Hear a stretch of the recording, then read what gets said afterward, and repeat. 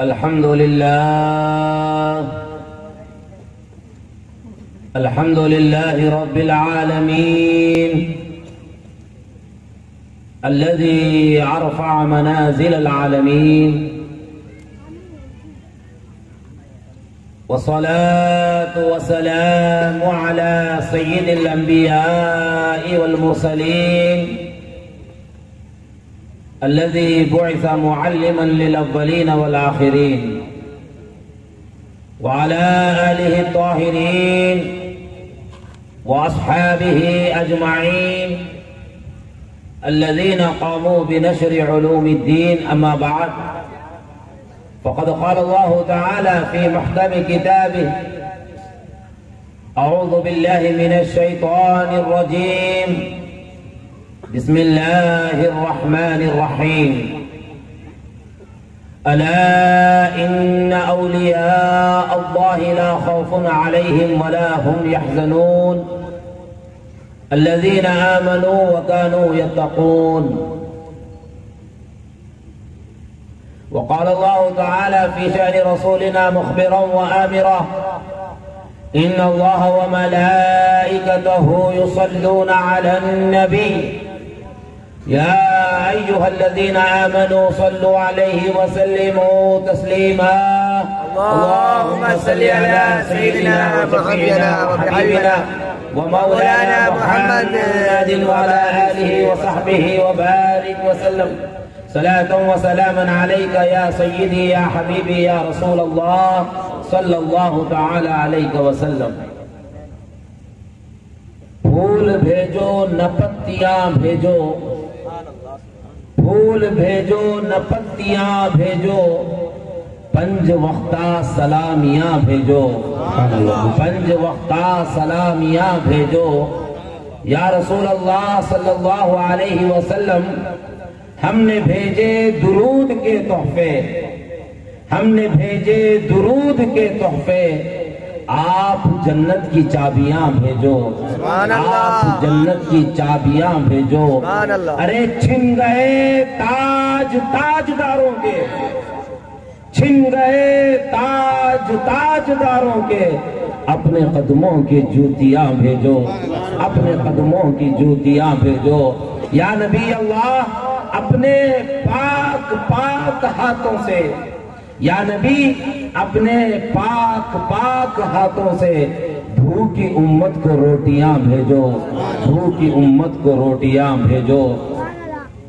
جناب غوث سا اب کوئی آقا ہو نہیں سکتا، جناب غوث سا اب کوئی آقا ہو نہیں سکتا.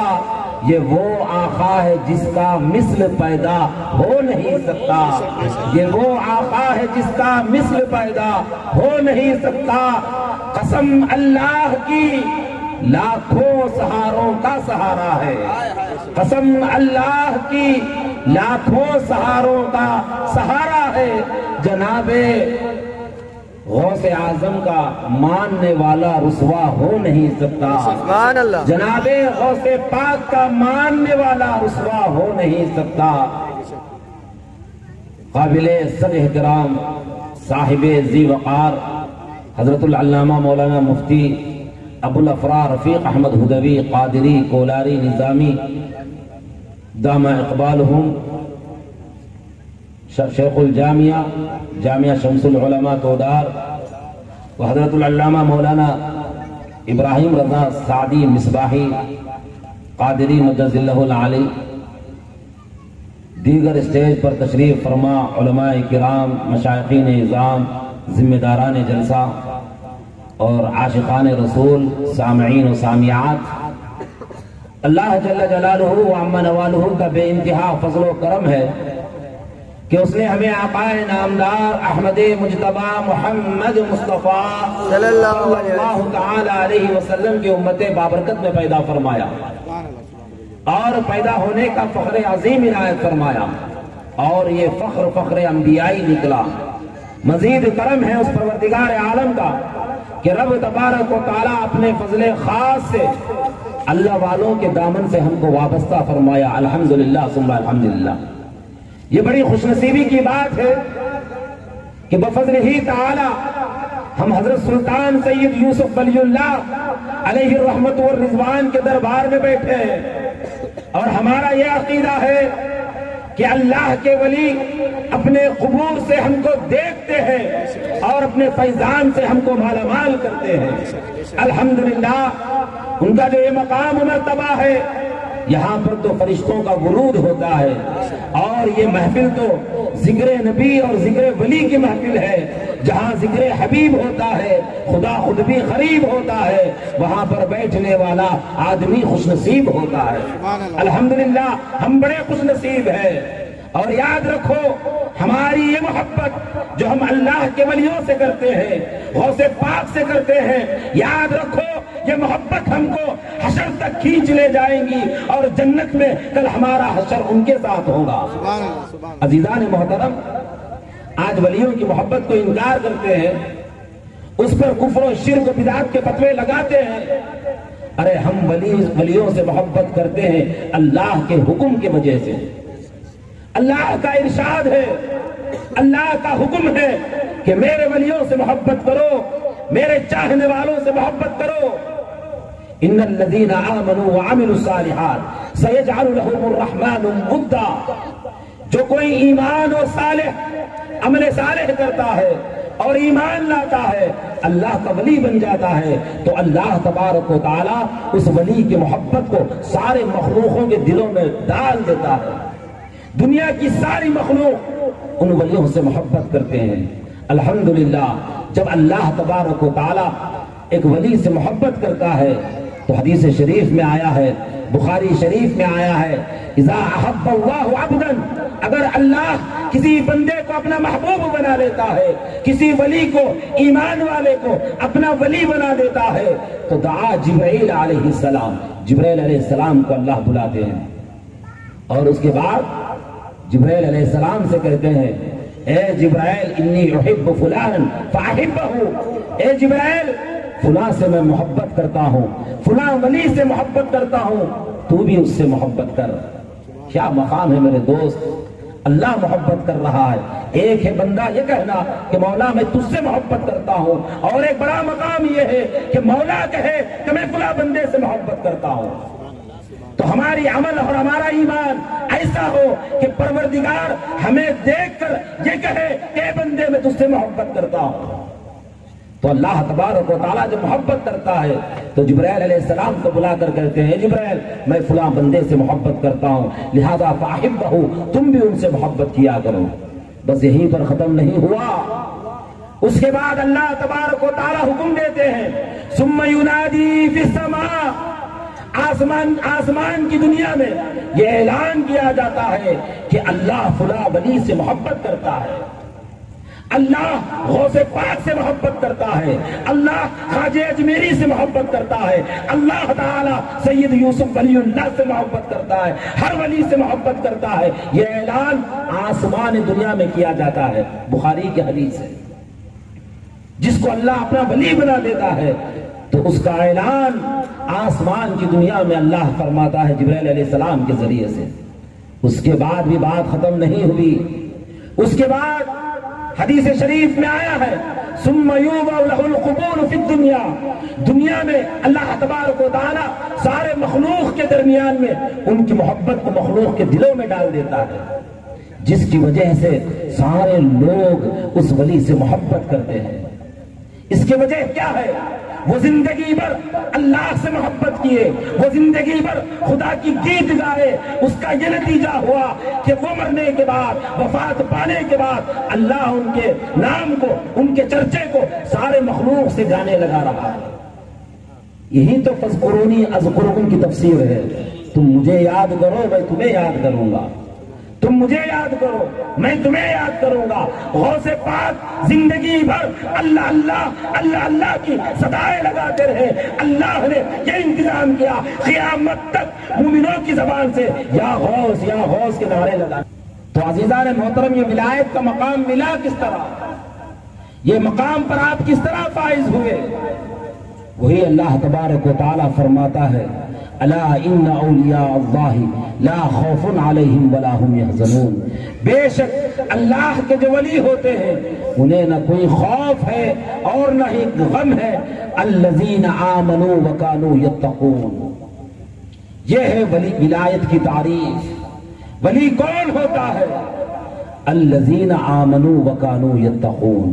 جو مومن ہو اور متقی ہو وہ اللہ کا ولی ہے. ولی بننے کے لیے راہب بننے کی ضرورت نہیں. ولی بننے کے لیے بیوی بچوں کو چھوڑنے کی ضرورت نہیں.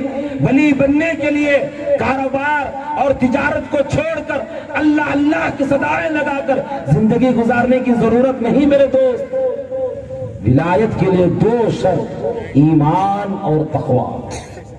ایمان اور تقوی. یہ ایمان اور تقوی میں کامل ہو جائیں گے در حقیقت وہ اللہ کا ولی بن جائے گا.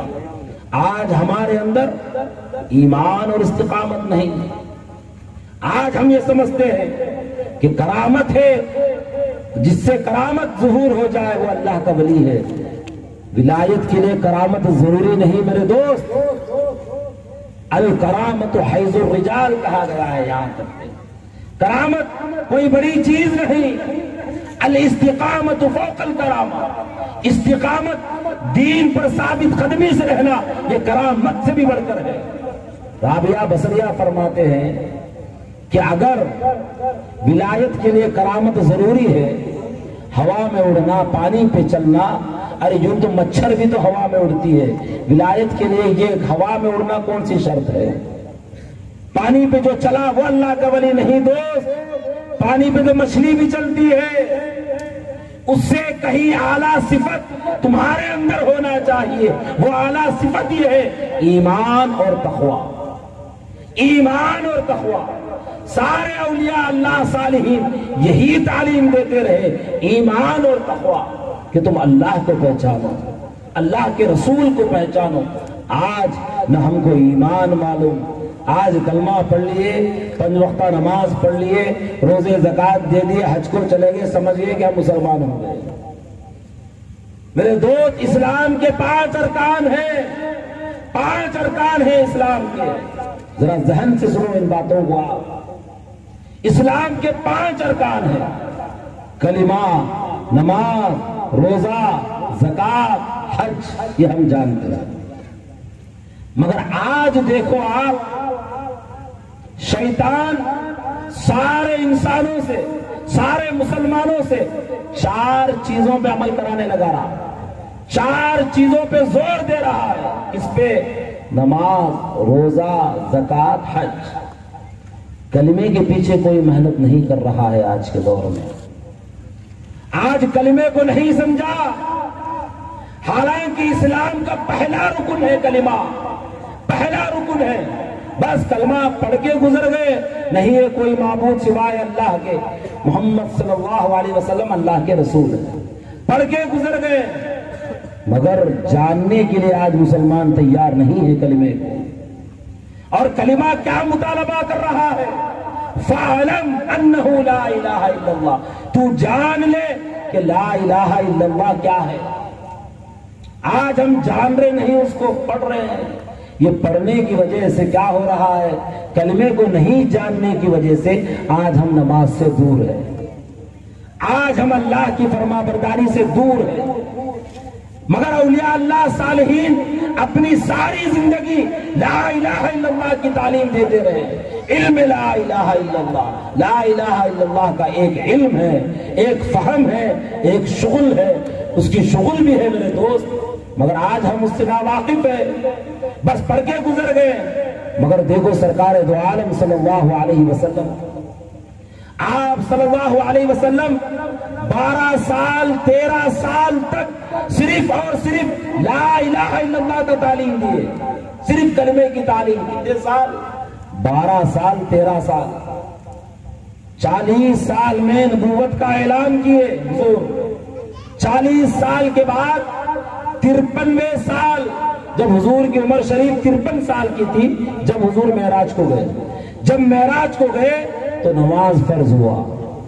اس کے بعد روزے، زکوٰۃ، حج، سب سارے اسلام کے جو 4 باقی فرائض و رکن ہیں، یہ ارکان معراج کو جا کے آنے کے بعد، معراج سے پہلے اعلان نبوت کے بعد 40 سے 53 تک صرف اور صرف 12 سال 13 سال لا الہ الا اللہ کی تعلیم، اصحاب صفہ کو لا الہ الا اللہ کی تعلیم دیا کرتے تھے۔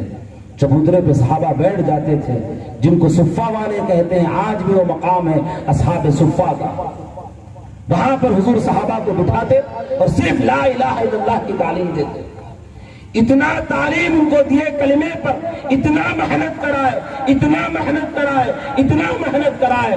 جب نماز کی فرضیت ہوئی، نماز اقیموا الصلاۃ، نماز پڑھو، تو صحابہ یہ نہیں پوچھے ہم کیوں نماز پڑھے، کیونکہ وہ کلمے کو سمجھ لیے تھے کہ میرے اور اللہ کے درمیان میں کیا تعلق، کیا بندھن ہے، اس کو صحابہ سمجھ چکے تھے۔ سامنے ہزاروں کی تعداد ہے، ہزاروں کی فوج ہے، جنگ بدر کا میدان ہے، 313 تھے صرف، مگر کلمے پر ان کو اتنا یقین تھا، اللہ کے ذات سے ان کا ایمان اتنا قوی ہو گیا تھا کہ ہزاروں پر بھاری ہو گئے، ہزاروں پر بھاری ہو گئے۔ کون سی قوت تھی وہ تھی ایمانی قوت، اللہ کی پہچان، اس کی معرفت، اپنے حبیب کے، اللہ کے حبیب کی پہچان، حضور کی معرفت جب ان کو مل گئی تو ہر چیز ان کے لیے آسان ہو گیا۔ وہ جہاں جاتے تھے فتح و کامرانی سے ہمکنار ہوتے تھے، ان کی زندگی دیکھ کر کافر مسلمان ہو جایا کرتے تھے، ان کی ہیبت و جلال سے بڑے بڑے سلاطین قیصر و کسریٰ تھر تھر کانپنے لگتے تھے۔ یہ کون سی قوت تھی؟ یہ ایمانی قوت تھی۔ اللہ سے ان کا قوی تعلق، جو نسبت، جو بندھن تھا، وہ ایمانی قوت تھی، ہزاروں پر بھاری ہے۔ آج اس دور حاضر میں ہم کو ستایا جا رہا ہے، ہم پر ظلم ہو رہا ہے، ہم مغلوب ہو گئے، اس کی ایک وجہ ہے ہم اللہ سے دور ہو گئے۔ اللہ کی پہچان نہیں، اللہ کا عرفان نہیں۔ اگر ہم اللہ کو پہچان لیے ہوتے، اللہ سے محبت کیے ہوتے، خدا کی قسم ہے اللہ کی رحمت نازل ہوتی اور ظالم بادشاہوں کو اللہ زمین کو حکم دیتا کہ ان کو نگل جائے۔ لَفَتَحْنَا عَلَيْهِمْ بَرَكَاتٍ مِّنَ السَّمَاءِ۔ اگر وہ ایمان پر قائم رہتے، اللہ کو پہچان لیتے، اللہ فرماتا ہے آسمان سے ہم برکتوں کو نازل کرتے، اپنی رحمتوں کو نازل کرتے۔ آج ظلم زیادہ ہو گیا، اللہ سے دوری ہو گئی، سارے رحمتوں کے دروازے بند۔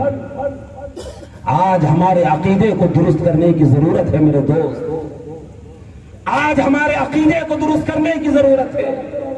آج کہتے ہیں ہم اتنے نادان ہیں، ہم افسوس ہے ہماری کم علمی پر، ہم کہتے ہیں عقیدہ صحیح ہونا، عقیدہ صحیح ہونا۔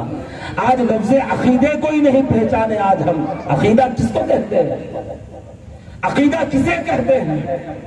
میرے دوست، عقیدہ عقد سے بنا ہے، عقیدہ عقد سے بنا ہے۔ عقد کس کو کہتے ہیں؟ محفل عقد، یعنی نکاح کی محفل، بندھن کی محفل، محفل عقد۔ یہ عقد سے عقیدہ ہے۔ عقیدہ یعنی میرے اور میرے پروردگار کے درمیان میں کیا بندھن ہے، کیا تعلق ہے، کیا نسبت ہے، میرے اور میرے رسول کے درمیان میں کیا تعلق، کیا بندھن، کیا رشتہ ہے اللہ اور رسول سے میرا، اس کا نام عقیدہ ہے۔ آج ہم نہیں سمجھے، آج نہ ہم کو اپنی حقیقت سے ہم مالا مال ہوئے، آشنا ہوئے، نہ ہم کو لوگوں کی حقیقت معلوم، نہ ہم کو اللہ کی پہچان معلوم۔ آج اپنے آپ کو نہیں پہچانے ہم سمجھ رہے ہیں بس یہ جو کچھ دکھ رہا میں ہوں، بس زندگی گزار لیے، ختم ہو گئے، بس یہی سمجھے ہم۔ میری گاڑی، میری دولت، میری بیوی بچے، میرے تقاضے سب انسان جان لیا، مگر اپنے حقیقت کو نہیں پہچانا ابھی۔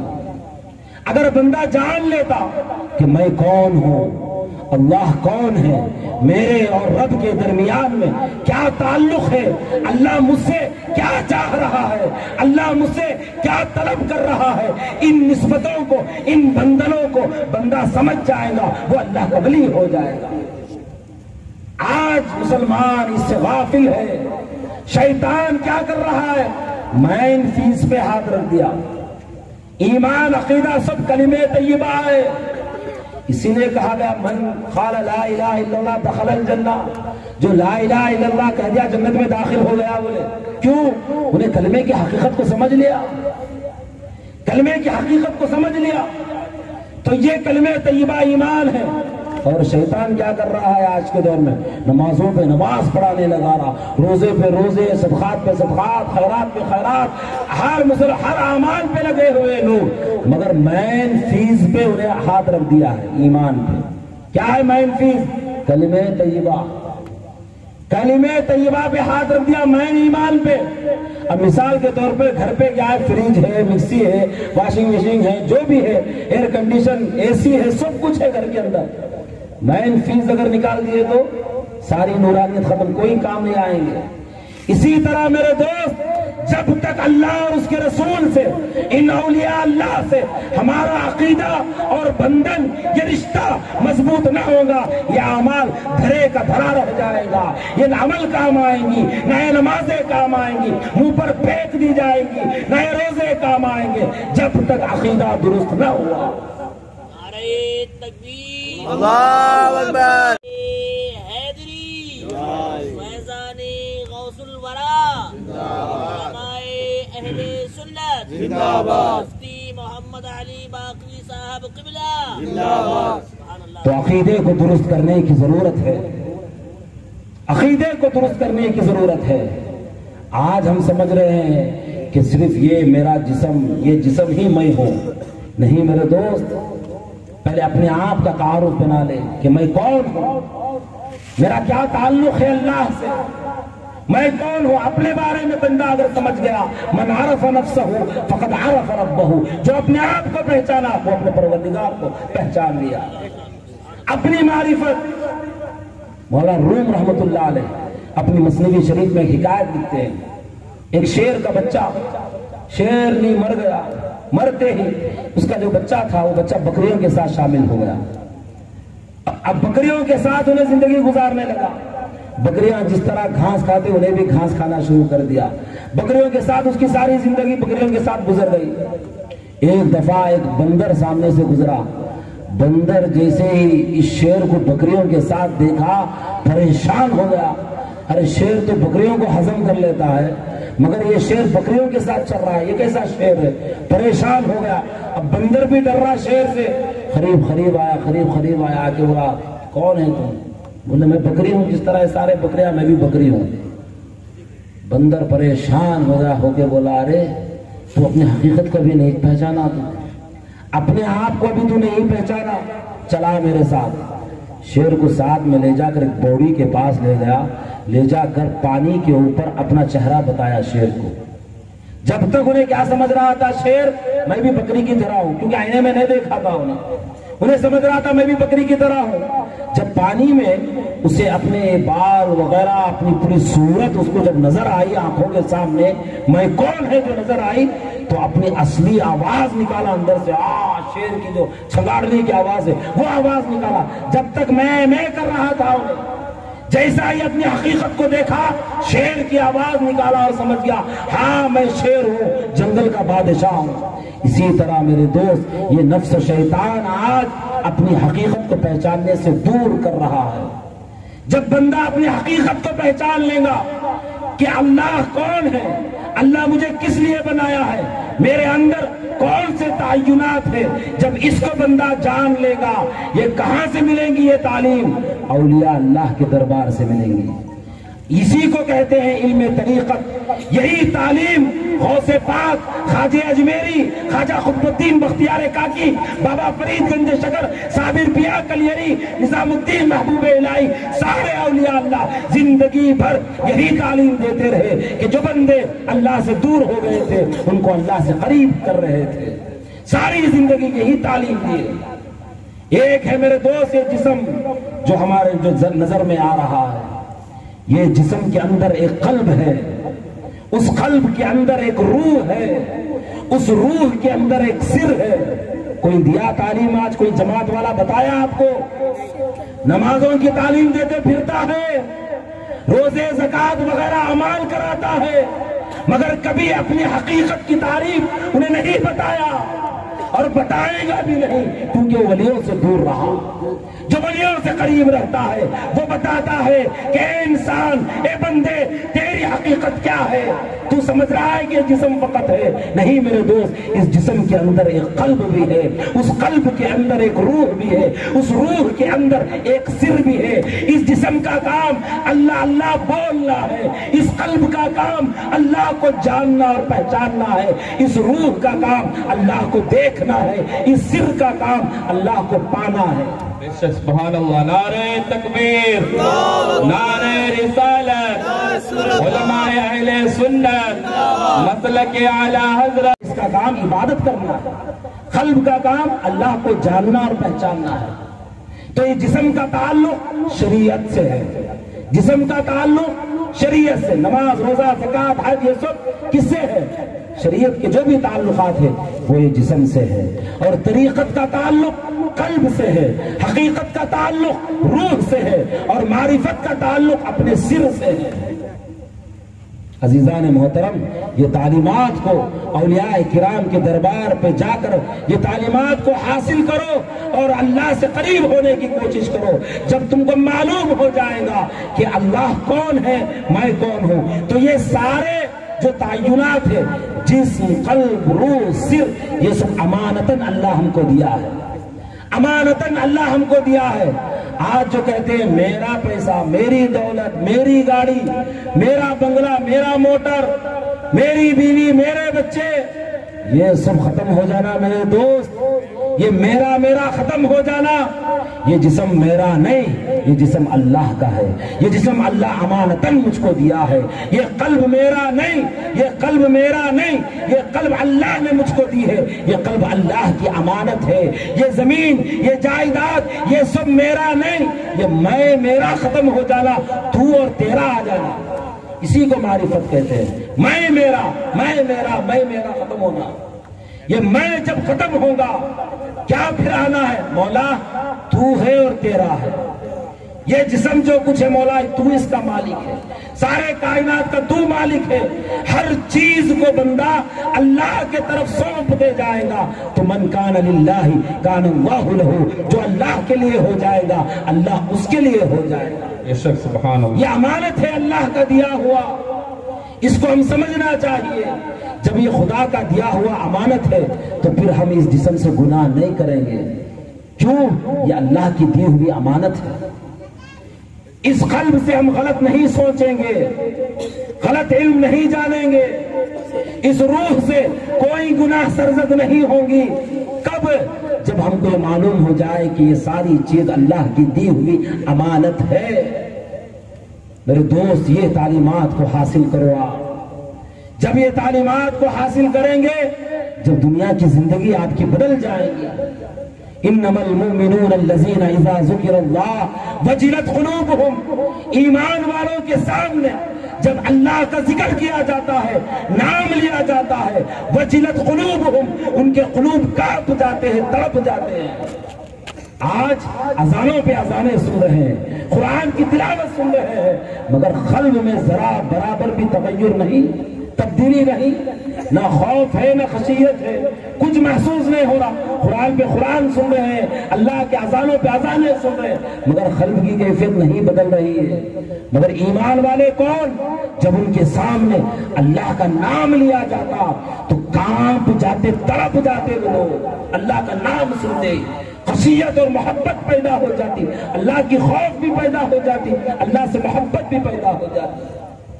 زندگی بھر وہ اس حال میں رہتے، مخلوق کی ساری محبتوں سے وہ نجات پا کر اللہ کی محبت کو دل میں بسا لیے ہوتے، سارے مخلوقات کے خوف کو دل سے نکال کر اللہ کے خوف کو اپنے دل میں بسا لیتے ہیں۔ اس کے سبب سے اللہ تبارک و تعالیٰ یہ انتظام فرماتا ہے، سارے دنیا کے بادشاہوں کو، ساری دنیا کی قوتوں کو ان کے قدموں میں لا کر جھکا دیتا ہے۔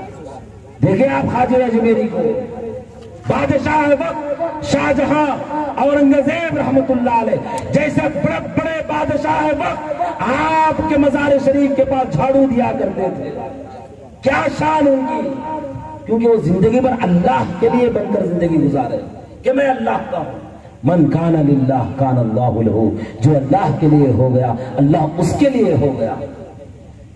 اللہ کہاں؟ آج اس کی کوئی تعلیم ہمارے پاس نہیں۔ آج ہم اللہ تبارک و تعالیٰ کو عرش پہ بٹھا کے رکھ دیے.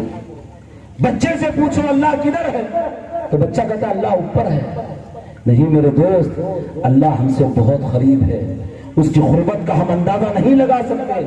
اللہ ہم سے بہت قریب ہے، بہت قریب ہے. اللہ کہیں دور نہیں میرے دوست.